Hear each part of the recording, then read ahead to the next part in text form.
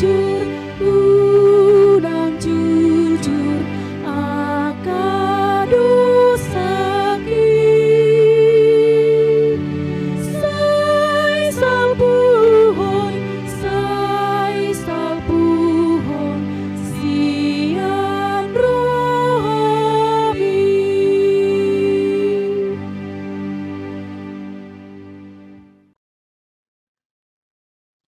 Selamat pagi Bapak Ibu dan saudara-saudara yang dikasihi dalam nama Tuhan Yesus Kristus. Kita berjumpa kembali dalam renungan pagi hari ini, Senin 14 Oktober 2024. Nats tertulis dalam kitab Daniel pasal 4 ayat 32. Demikian bunyinya.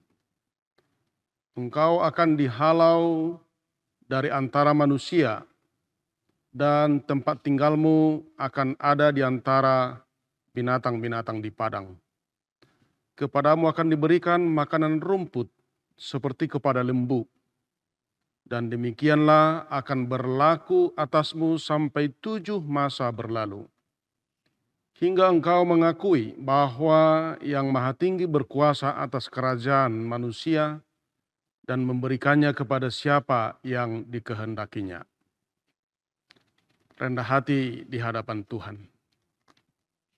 Bapak, Ibu, dan saudara-saudara, renungan hari ini mengajarkan kepada kita tentang pentingnya merendahkan diri di hadapan Tuhan.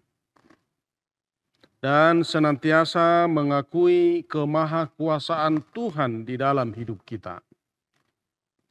Jangan pernah melupakan bahwa sehebat apapun kita di dunia ini, tidak akan pernah mampu mengimbangi kemahakuasaan Tuhan. Jangankan mengimbangi, mendekati saja tidak akan pernah bisa. Demikianlah dalam renungan hari ini, Raja Nebukadnezar yang karena kekuasaannya membuat ia sombong dan angkuh di hadapan Tuhan. Dan di saat dia menolak mengakui kuasa Tuhan, dia dihukum dengan diusir dan hidup seperti binatang-binatang liar. Memang benar, ia raja yang berkuasa, namun dia tidak menyadari bahwa kekuasaan dan semua yang dia miliki adalah bersumber dari Tuhan pencipta serta pemilik dunia ini. Jika Nebukadnezar memiliki kekuasaan, seharusnya dia juga memakainya untuk kemuliaan Tuhan dan untuk kesejahteraan umat. Namun dia memakainya hanya untuk kepentingannya, bahkan menjadi kesombongan. Akibat kesombongan Nebukadnezar yang sudah melebihi takaran, maka Tuhan bertindak dan menghukumnya dengan tujuan supaya Nebukadnezar menyadari kesalahannya. Apakah hukuman yang Tuhan berikan? Tuhan membuat Nebukadnezar menjadi sama dengan hewan dan keluar dari istana dan tinggal di hutan, serta memakan rumput seperti hewan atau seperti lembu yang disampaikan dalam renungan hari ini di ayat 32. Oleh sebab itu saudara-saudara, tidak ada gunanya sombong di hadapan Tuhan. Sebab kita adalah ciptaannya. Dan yang kita miliki dalam hidup ini adalah hanya titipan semata. Mungkin kita memiliki harta, memiliki pangkat, jabatan, kuasa. Ingat, itu adalah hanya titipan sementara.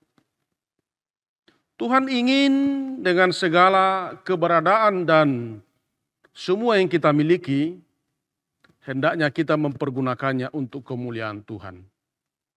Dan kita diinginkan menjadi saluran berkat bagi orang lain.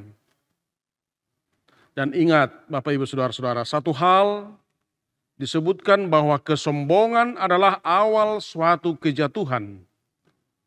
Seperti yang disaksikan orang percaya dalam buku NDHKBP nomor 249 ayat 4. Saya kutip demikian. Dungo, jaga rohami, unang dililuhon. Hisap ni dagingmui jala ditaluhon. Gijang ni rohaido jumotjot ala pangalapan salah. Tuhan mengasihi orang yang rendah hati. Seperti yang Petrus sampaikan dalam 1 Petrus 5 ayat 5b. Allah menentang yang congkak, tetapi mengasihani orang yang rendah hati. Senantiasalah hidup dalam kerendahan hati. Tuhan sangat menyukai orang-orang yang hidup dalam kerendahan hati. Amin. Shalom, selamat pagi dan selamat beraktivitas.